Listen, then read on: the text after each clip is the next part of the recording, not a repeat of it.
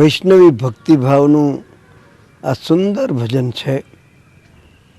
શ્રીનાથજી બાવાના અનન્ય ભક્તોની શ્રીનાથજી પ્રત્યેની સંપૂર્ણ શ્રદ્ધા, વિશ્વાસ, એનો એક એક પંક્તિમાં ખૂબ ભાવ વૈષ્ણવોનો ભરેલો છે. ભક્તિ ભક્ત ભગવંત ગુરુ ચતુર નામ વપુ એક. વપુ નામ પૃથ્વી, એક જ પૃથ્વી ઉપર, પછી ભક્ત હોય, ભક્તિ હોય, ભક્તિ ભક્ત, ભગવંત ગુરુ, ભગવંત અને ગુરુ, આ ચારેયને એક સ્વરૂપે માનવાની વાત આપણા સંતોએ કરી છે. ત્યારે અહીંયા કહે છે, મારા ઘટમાં બિરાજતા શ્રીનાથજી, યમુનાજી, મહાપ્રભુજી, મારું ચિતડું શ્રીનાથજીને ચરણે ધર્યું. મેં તો મારું ચિત્ત, મારું મન, મારું તન, સર્વસ્વ મેં શ્રીનાથજીના ચરણે વારે વારે ઓવરણા લઈ અને મેં એ સ્વરૂપમાં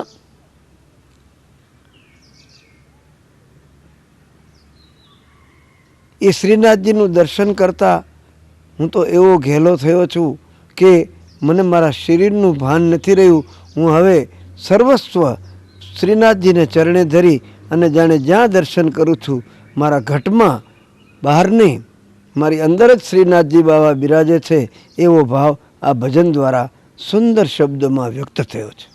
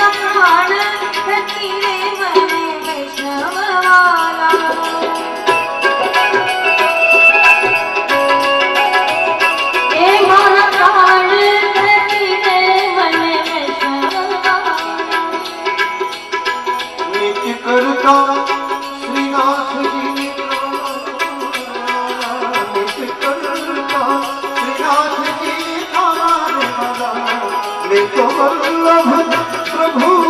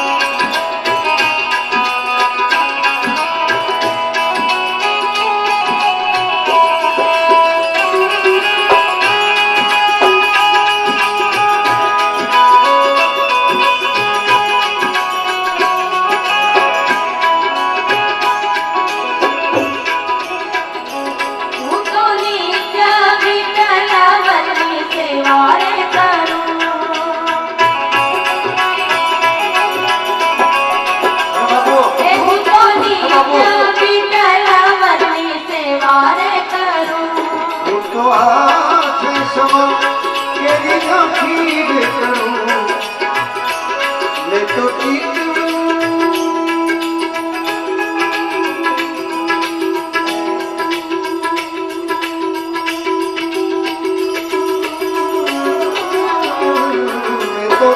ચિતડું શ્રીનાથજી ને ચરણે એ જીવન સફળ કરું એ મારા ઘરમાં વિરાજતા નાથજી અમનાજી મહાપ્રભુ એ મારા ઘરમાં વિરાજતા નાથજી અમનાજી મહાપ્રભુ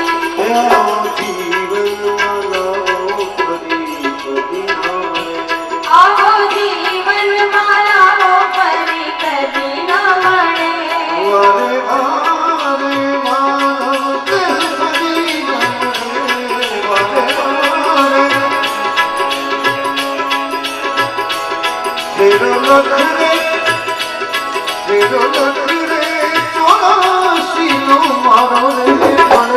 મને મોહન મળે એ મારા ઘરમાં વિરાજતા નાથજી અમનાજી મહાપ્રભુ એ મારા ઘરમાં વિરાજતા નાથજી મહાપ્રભુ ભજનનો છેલ્લો સાર આવી રહ્યો છો મારી અંતે સમય કેરી સુરો હે અરજી મારી અંતે સમય કેરી સુનો રે અરજી હે મારા અંતર સમય કેરી સુનો રે અરજી ले जो श्री जीवा ले जो श्री जीवा ले जो श्री जीवा शरण गया रे करी ले जो श्री जीवा गया रे करी મને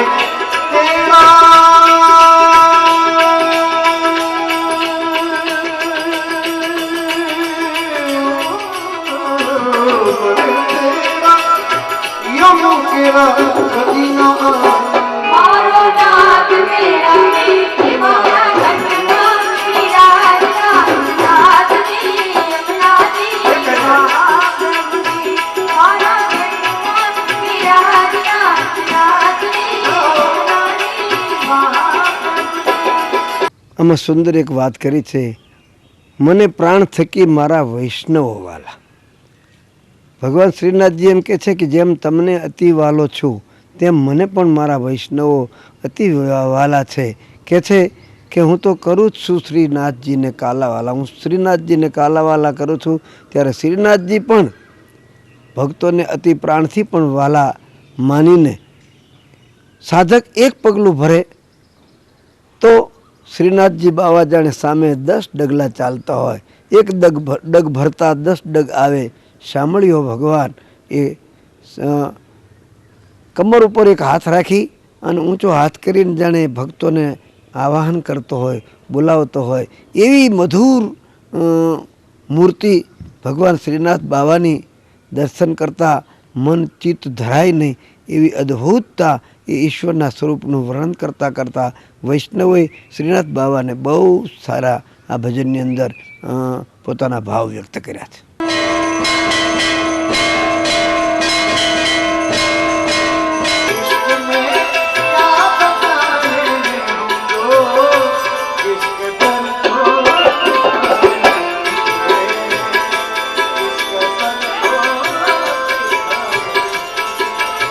સાયા ઇતના દીજીએ એ તો એક સાધક જીવાત્મા સંસારના જીવાત્મા માગે ત્યારે કેવી રીતે માગે અને સંતો માગે, સાધક માગે ત્યારે પરમાત્મા પાસે કેવી રીતે માગે એનો ફરક આ શબ્દોમાં બતાવ્યો છે.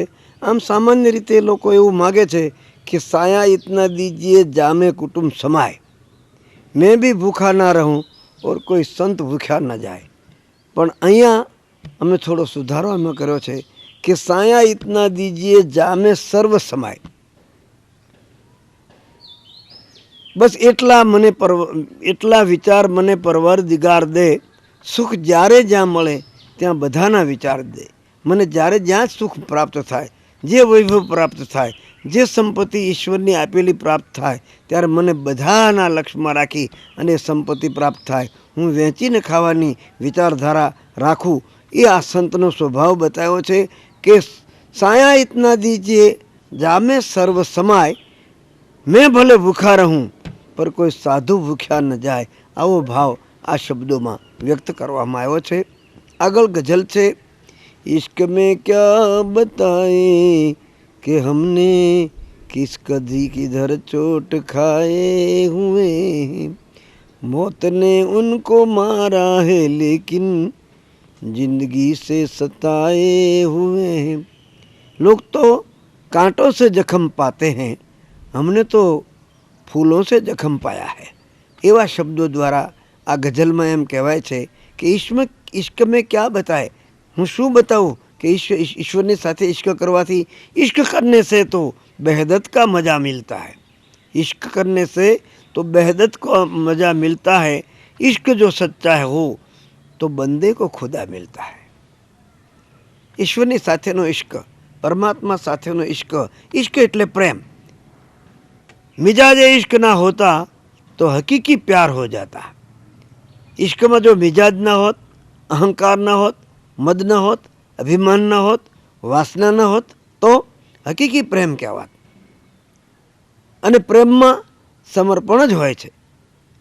પ્રેમમાં કંઈ મેળવવાની વાત જ આવતી નથી. અને એટલા માટે કહેવાય છે કે મિજાજે ઇશ્ક ના હોતા તો હકીકી પ્યાર હો જાતા, ન હોતી નાવ ચક્કર મેં તો બેડા પાર હો જાતા. અને જાણે હું आज ही हमने बदले हैं कपड़े, आज ही हम नहाए हुए हैं, હું તો દુલ્હન બની અને આજ ચાલી છું, ત્યારે સંસારના તમામ આ મેલી થયેલી ચાદરને જેમ ગંગાજીના નીર વડે કરી અને નિર્બળ સાબુ અને પાણી વડે કરી અને મેલ કાઢવામાં આવે, એમ ભક્તિ જ્ઞાનની વિચારધારા ઉપર સાધક પોતે પોતાની આત્મશુદ્ધિની વાતો આ ગઝલમાં ઇશ્કી વાતોથી બતાવે છે કે ઇશ્ક મેં ક્યાં બતાય, હું શું બતાવું, શું સમજાવું. કારણ કે જો મેં ऐसा जानती प्रीत किए दुख હોય તો નગર ઢંઢોરા પીટતી પ્રીત ન કરીઓ કોઈ. આવી વાતો ઘણી ઉદાહરણ રીતે આ ગઝલમાં સૂફી કોઈ સંત દ્વારા યા સાધક દ્વારા એની સુંદર રજૂઆતો થઈ છે.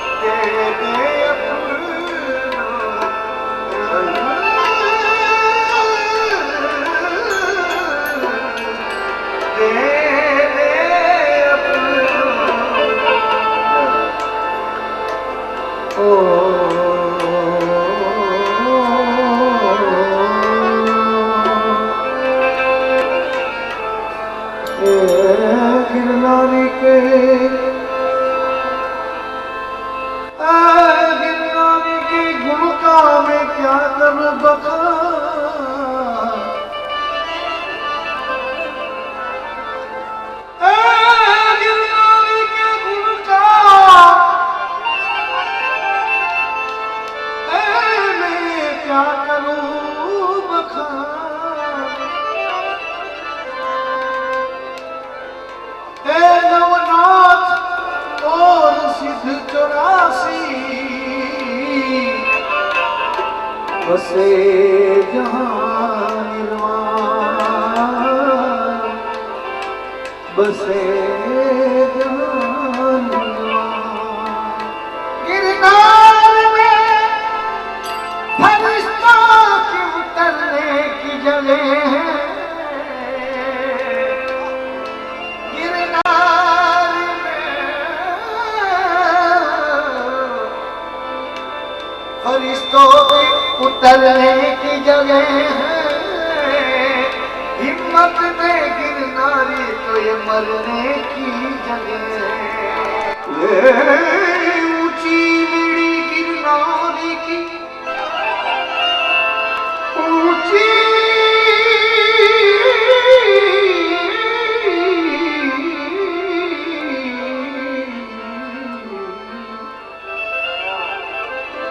ऊंची मेरी मेरे गिरनारी की मुझसे चढ़ो उतरो न जाई अरे विनती करूं गिरनारी से मुझे भैया पकड़ ले जा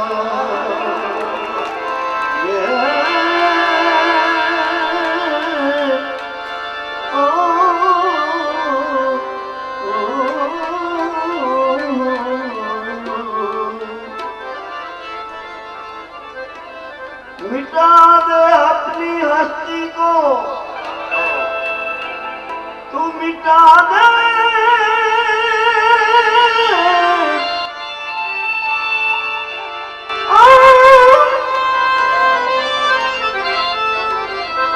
मिटा दे अपनी हस्ती को अगर कुछ मर्तबा चाहे दाना खाक में मिलकर गुले गुलजार होता है दाना खाक में मिलकर गुले गुलजार होता है मिजाज इश्क ना होता मिजाज ने इश्क ने बनतू मिजाज इश्क ना होता तो हकीकी प्यार हो जाता न होती नाव चक्कर में तो बेड़ा पार हो जाता न होती नाव चक्कर में तो बेड़ा पार हो जाता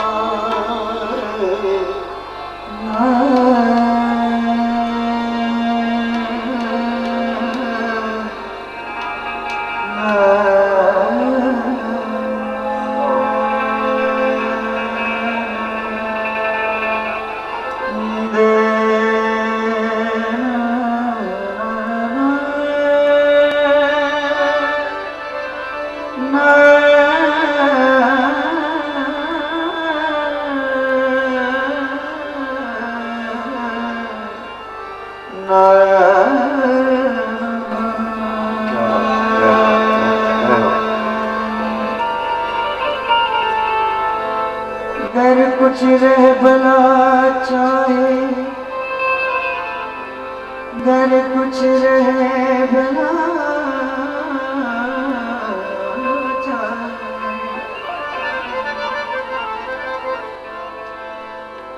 अगर कुछ रह भला चाहे तो करो खिदमत फकीरों की कज़ा टाल देती है दुआ रोशन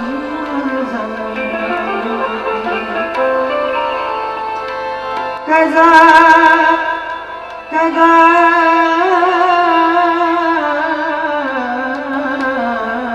को टाल देती है दुआ रोशन ज़मीरों के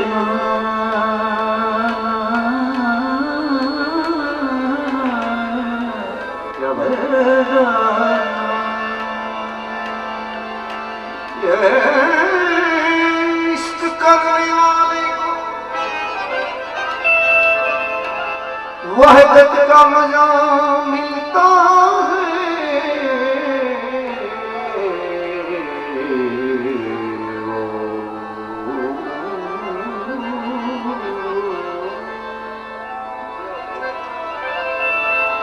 इश्क करने वाले को वहदत का मजा मिलता है।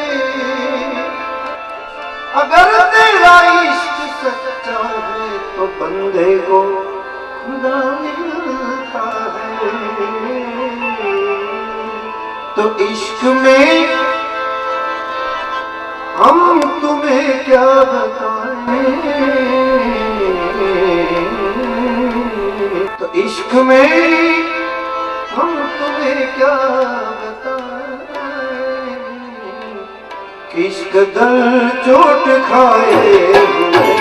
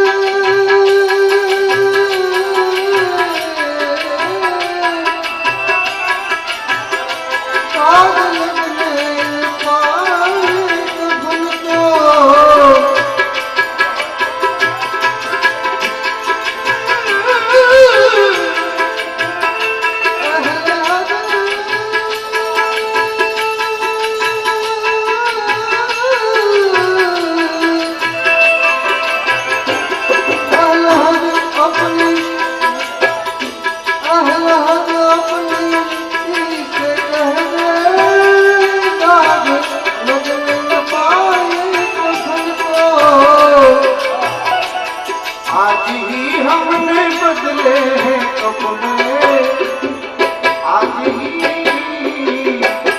ही हमने बदले हैं कपड़े, आज ही हम नहाए, आज ही हमने बदले हैं कपड़े, आज ही हम नहाए।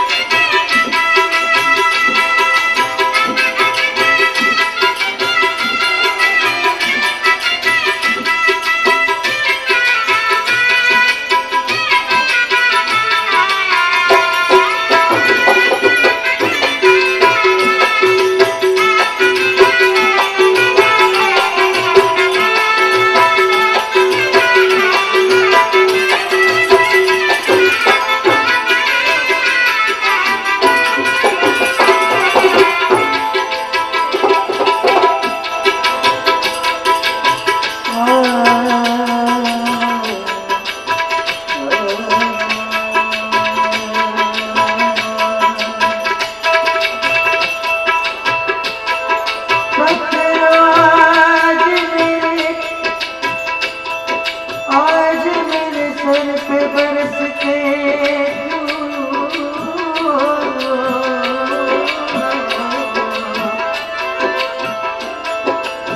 पत्थरों, आज मेरे सर पे बरसते मैंने तुमको भी कभी अपना खुदा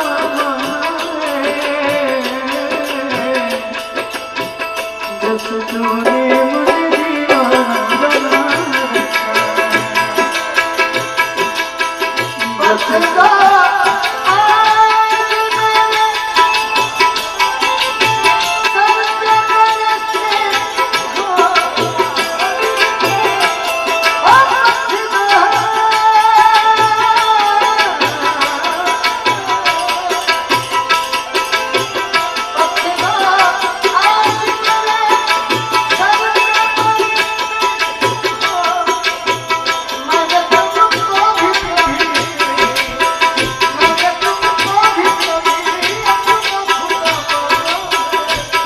तुमने मुझे दीवाना बना रखा, जैसे तुमने मुझे दीवाना बना रखा।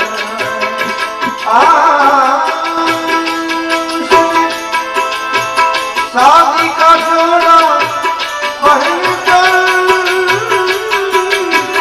तुम्हारा मेरे कफन को उसने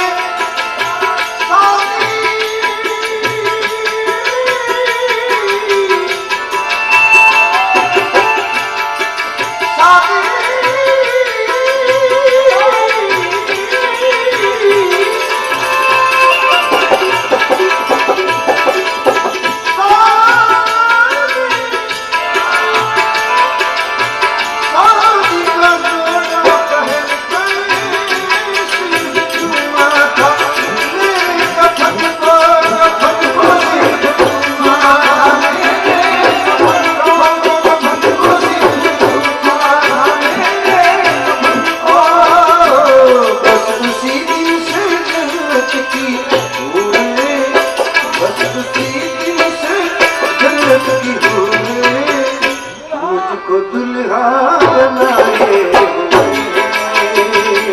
बस उसी दिन से मुझको दुल्हा बनाए, दुल्हा बनाए।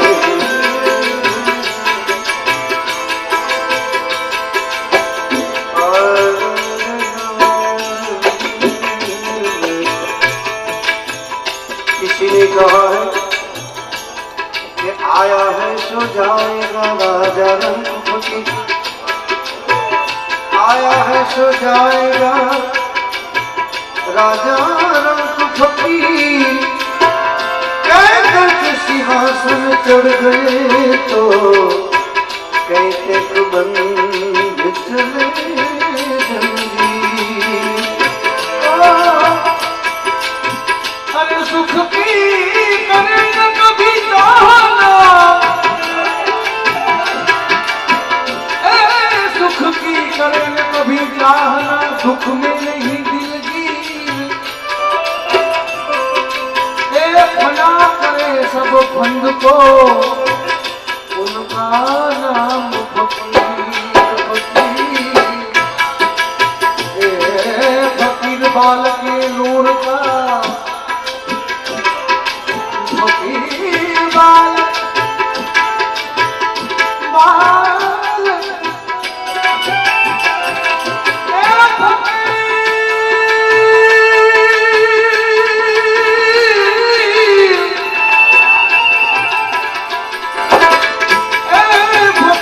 बालक ये नूर का सजदा करे शरीर। क्या रोजा क्या बंदगी, क्या मस्जिद मंदिर। ઈશ્વરના ઇશ્કની આ વાત સુંદર આ ગઝલ દ્વારા કહેવામાં આવી। કહ્યું કે કિતના પહોંચા હુઆ रिंद હું, હું કેટલો પહોંચેલો જીવ છું। મારી યાત્રા જીવથી શરૂ થઈ અને શિવ સુધીની આ યાત્રામાં ગમે તેવા આવરણ આવે, ગમે તેટલા વિઘ્ન આવે, છતાં પણ હું મારા સિદ્ધાંતમાં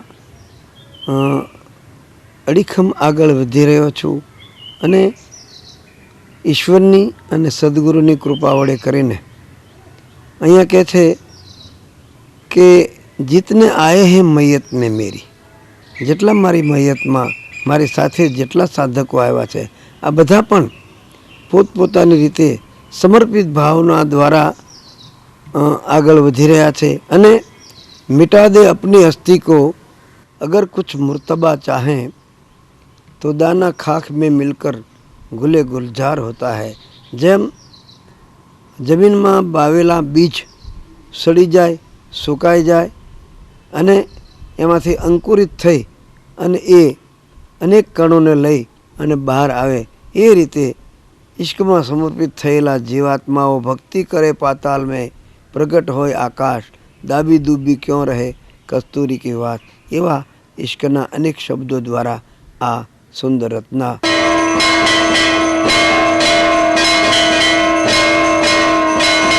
क्या भरोसा है किसी जिंदगी का, क्या भरोसा है किसी जिंदगी का। साथ देती नहीं है किसी का, साथ देती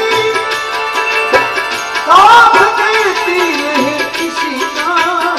क्या भरोसा है, क्या भरोसा है, क्या भरोसा है किसी जिंदगी का, क्या भरोसा। સરસ શરીરના નશ્વરતાની આ ભજનમાં વાત કરી છે કે આંખ ફરું કે રહ ગઈ મુખ में रह गयो ग्रास, आँख फरू के रह गई मुख में रह गयो ग्रास, धिक धिक है वो मनुष्य को जो दम का करे विश्वास। શ્વાસ બહારથી અંદર આવે અને અંદરથી બહાર નીકળે ઉશ્વાસ। ખબર નથી ઘડી પલ की खबर नहीं करे काल की बात, जीव ઉપર જ્યો જમરા ફરે તેતર ઉપર બાજ। જેમ પક્ષી ઉપર બાજ ફરતો હોય અને ક્યારે એને ઉડતા ઉડતા ઝડપી લે, એ રીતે કાળ ક્યારે આ સમય પૂરો થાય। અને એટલા જ માટે ગંગા સતીએ એવા શબ્દોનો ઉપયોગ કર્યો છે કે વીજળીને ચમકારે મોતીડા પરોવા પાનબાઈ, અચાનક અધારા થાય, જોતા જોતામાં દિવસો વયા ગયા અને 21,600 કાળ ખાય। રોજે આપણા જીવનમાં 24 કલાકમાં 21,600 શ્વાસ ઉશ્વાસની ક્રિયા થાય છે। ક્યારે આ જીવનનો શ્વાસ પૂરો થાય? हाथ उठाकर क्या कहूँ क्या बजाऊं ढोल, एक श्वासा खाली जात है, जाका 3 भवन का मोल। એ રીતે આમાં આ ભજનમાં એવી સરસ વાત કરી કે શ્વાસ રૂક જાએગી ચલતે ચલતે, શ્વાસ રૂક જાएगी चलते चलते, क्षमा बुझ जाएगी जलते जलते, दम निकल जाएगा रोशनी का, क्या भरोसा है इस जिंदगी का, क्या भरोसा। મનમાં અનેક પ્રકારની કલ્પનાઓ કરી, આજ આ કરવું છે, કાલ આ કરવું છે, પછી આ કરવું છે. સંસારની તમામ પ્રકારની ઈચ્છાઓ મનમાં ને મનમાં જ રહી જાય છે અને એમ કરતાં સંસારમાં જે કરવાનું એ રહી જાય અને આ શ્વાસ વ્યર્થ જીવન વ્યતીતમ ભવભોગ પ્રલોભીના કાચ મૂલેન વિકૃત અંતઃ મણિમય. કાચના ટુકડા એટલે વિષયોના પદાર્થને પકડી અને ચિંતામણી પ્રાપ્ત થયો છે, એને કચરામાં ફેંકી દયો. મેરા હીરા હેરાયા કચરે મેં. વાત આવી બની છે કે જે આત્મ સ્વરૂપને પ્રાપ્ત કરવા માટે, પરમાત્માની પ્રાપ્તિ માટે, ઈશ્વરના સાક્ષાત્કાર માટે મળેલો આ માનવ દેહ, એમાં આજે ભજશું, કાલે ભજશું, ભજશું સીતારામ, આવી વિચારધારાથી માણસ પોતાનું આયુષ્ય વ્યતીત કરી વ્યર્થ જીવન વ્યતીતમ, પોતાનું જીવન વ્યર્થ વિતાવીને એવું સાબિત કરે છે પોતાના જીવનમાં કે જાણે હજારો વર્ષ મારે જીવવાનું હોય, પરંતુ મૃત્યુ તો પગની નીચે. કાળ તો ક્યારે આવી. અત્યારે તો ઘણા મૃત્યુ એવા થાય છે કે હમણાં સાથે બેઠા હોય, વાતો કરતા હોઈએ અને ઘડીકમાં એમાંથી કોકનું આયુષ્ય પૂરું થઈ જાય છે. એમ કાળનો કોઈ ભરોસો નથી. ત્યારે આ ભજનમાં બતાવે છે કે ક્યાં ભરોસા હૈ ઇસ જિંદગી કા, क्षमा बुझ जाएगी जलते जलते, दम निकल जाएगा रोशनी का, क्या भरोसा है इस जिंदगी का. પછી જિંદગી હૈ હકીકત પુરાની. બતાવે છે કે આ જિંદગી છે એ પુરાની એટલે પરંપરાથી આવતી આ જિંદગીની હકીકતો છે. જિંદગી હૈ હકીકત પુરાની, चलते रुक जाना उसकी रवानी, पर फर्ज पूरा करो बंदगी का, क्या भरोसा है इस जिंदगी का. हम ना रहेंगे ये दुनिया रहेगी, दास्तां अपनी दुनिया कहेगी, नाम रह जाएगा आदमी का, क्या भरोसा है इस જિંદગીમાં. માણસે પોતાની જીવનમાં કાંક એવું સત્કાર્ય કરીને જાય, એવી પોતાની ચિરંજીવી યાદી મૂકીને જાય કે માણસ કોઈ પણ કાયમ નથી. સંસારમાં 1000 વર્ષનું આયુષ ભોગવનાર વ્યક્તિ, હજારો વર્ષના આયુષ ભોગવતા વ્યક્તિ પણ એ કાળના ખપ્પરમાં હોમાઈ જાય છે, પણ એની કીર્તિને કાળ ક્યારેય ખાતો નથી. એની ચિરંજીવી યાદી, એની અમર યાદી, એ સંસારમાં કરેલા સત્કાર્યોની એ યાદી એના જીવનની કાયમ સંસારમાં રહે છે.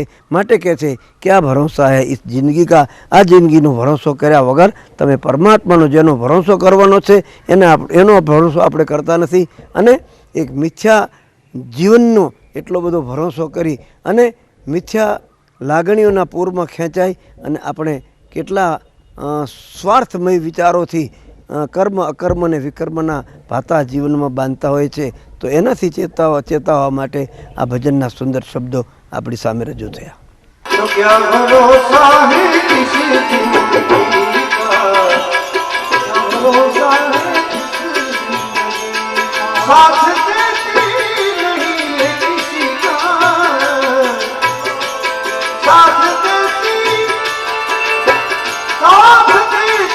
नहीं किसी का, क्या भरोसा है, क्या भरोसा है, क्या भरोसा है किसी जिंदगी का, क्या भरोसा है किसी जिंदगी का.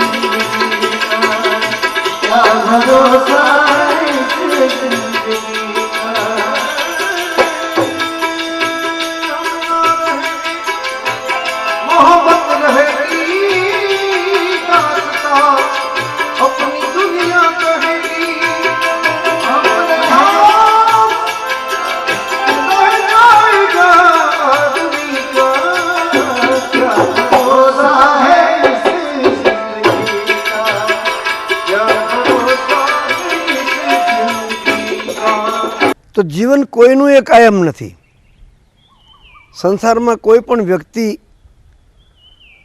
કારણ કે આ લોકનું નામ જ મૃત્યુલોક છે, અને એટલે અમારા સાહિત્યકારોએ એવું કહ્યું કે સ્વર્ગથી સોહામણો અને આ માનવને મૃત્યુલોક, સ્વર્ગથી સોહામણો અને આ માનવને મૃત્યુલોક, પણ એ બે ત્રણ વાતો અટપટી, એ જુઓ જરા મરણને વિજોગ. સંસારમાં સ્વર્ગથી પણ સુંદર સંસાર લાગે, પણ એ નશ્વર છે, એ ક્ષણિક છે. એક ઘડી સુખ આપે અને અનંત સમય સુધી દુઃખ આપવાવાળું સુખ તો પરમાત્માની ભક્તિ, સંસારમાં કરેલા સત્કાર્યો, પરમાર્થ સેવા, અને સેવાને પરમાર્થથી કરેલા સત્કાર્યો. હાથ ઉઠાકર ક્યાં કહું, ક્યાં બજાઉં ઢોલ, એક શ્વાસ ખાલી જાત હૈ જાકા 3 ભવન કા મોલ. તો આ શરીરની અંદર શ્વાસ છે ત્યાં સુધી આ સંસારમાં આપણાથી જે થાય તે સત્કાર્યો, ઈશ્વરનું ભજન, સાધના, ઉપાસના વડે કરી અને જીવથી શિવ સુધીની યાત્રા પૂર્ણ કરવા માટે આ સુંદર અવસર મળ્યો છે. અમદાવાદના સરખેજમાં અને જૂનાગઢના ગિરનારમાં શિક્ષણ, માનવ કલ્યાણ અને ગૌ સેવા ક્ષેત્રે નોંધનીય કામગીરી બજાવી રહેલ ભારતી આશ્રમના સ્થાપક જંગમ તીર્થરાજ મહામંડલેશ્વર શ્રી પૂજ્ય ભારતી બાપુના અનેરા વ્યક્તિત્વના દર્શન કરીએ. गुरु रूठ के मत जाना, मेरे गुरु की जुदाई मार गई, रब मैनू पैर नहीं करना.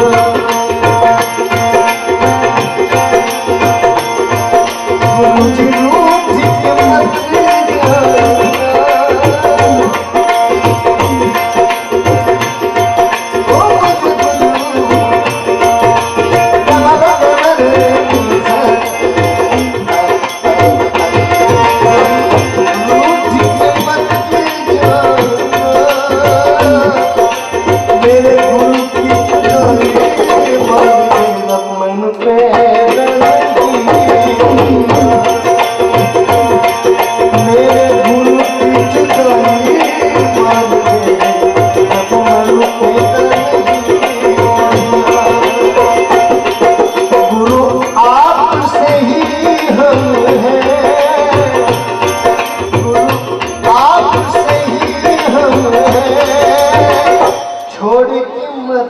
जाना, रब पैदल मुझे गुरु छोड़ी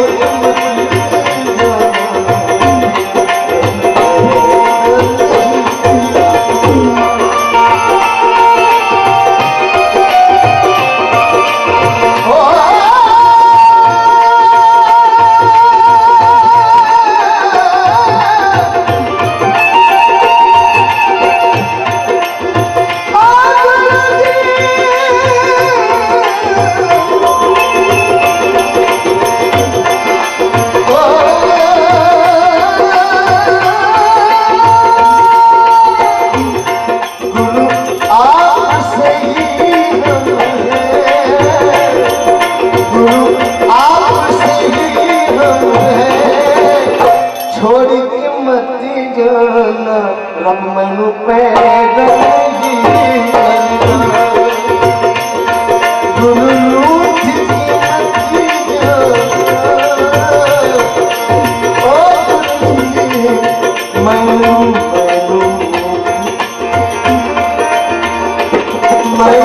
गुरु की जुदाई मार गई, रब मैनू पैदल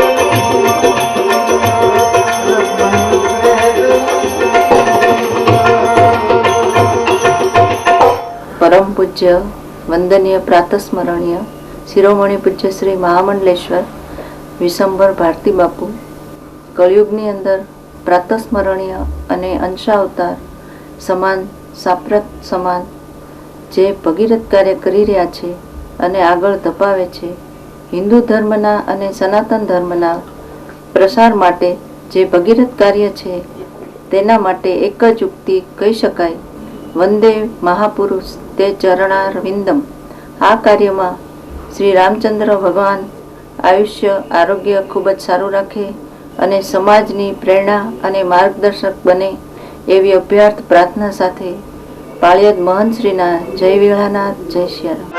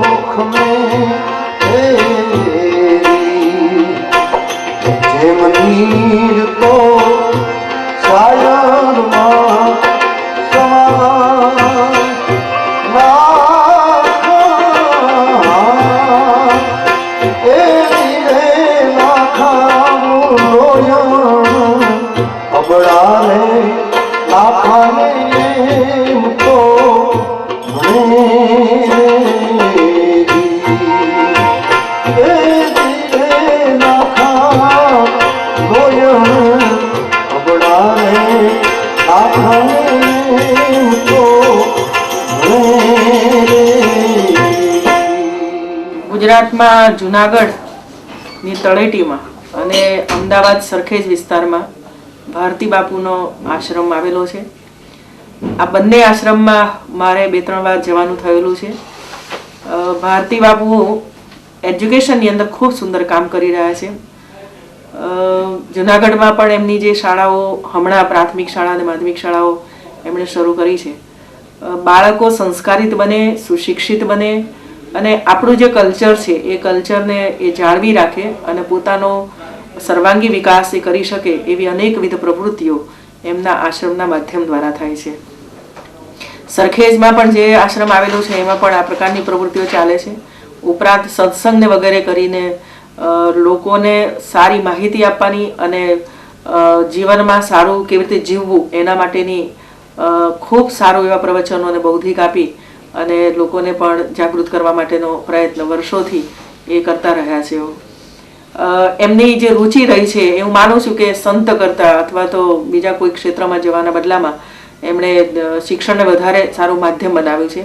એટલે લોક જાગૃતિનું કામ, વ્યસન મુક્તિનું કામ, અંધશ્રદ્ધાઓ અને કુરિવાજોને દૂર કરવાનું કામ જો કોઈ માધ્યમ દ્વારા કરી શકીએ એમ હોય તો તે શિક્ષણના માધ્યમ દ્વારા કરી શકીએ એમ છીએ. અને એટલા માટે એને એમણે માધ્યમ બનાવ્યું છે અને એ માધ્યમ અનુસાર એમણે આ કાર્યક્ષેત્ર ઉપાડ્યું છે. ખરેખર ખૂબ પ્રશંસનીય છે અને સાધુ હોવા છતાં પણ ખૂબ સાદગી અને લોકોની સાથેનું એમનો સંપર્ક, એમનો વ્યવહાર એ ખૂબ સુંદર રહ્યો છે. મંત્રીના ત્યાં જવાનું હોય કે કોઈ પણ ક્ષોભ વગર, એ તો સામાન્યતઃ આશ્રમમાં બધા બોલાવતા હોય મંત્રીઓને યા તો સમાજના આગેવાનોને, પણ તેઓ ખુદ જેમની જરૂરિયાત હોય ત્યાં પહોંચી જતા હોય છે. કારણ કે પોતે માને છે કે ભાઈ કામ કરવું હોય તો કોઈ વ્યક્તિ નાની નથી કે કોઈ વ્યક્તિ મોટી નથી અને બધાઓની સાથે રહીને આ કામ કરવું જોઈએ. એટલે આવા સંતો ખૂબ ઓછા હોય છે સમાજની અંદર. અને હવે સાધુ સંતો એ પણ શિક્ષણનું કામ જ્યારે કરવા લાગ્યા છે ત્યારે એક જમા પાસું છે ગુજરાતનું.